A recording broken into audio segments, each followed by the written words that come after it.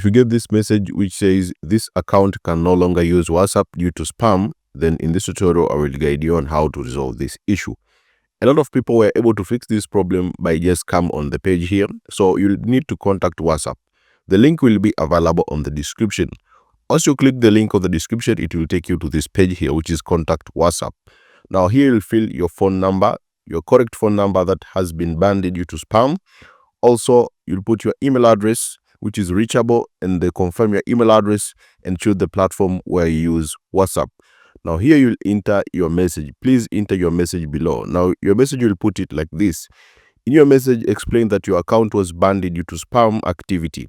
Apologize and clarify that it was unintentional. Explain to them that it could have been a mistake and request them to review your account.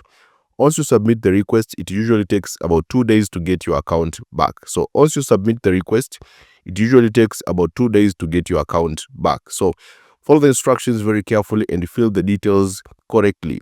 Put your phone number here, confirm your email address, and put the message. And on your message, explain like this. In your message, explain that your account was banned due to spam activity. Apologize and clarify that it was unintentional. Explain to them that it could have been a mistake and request them to review your account.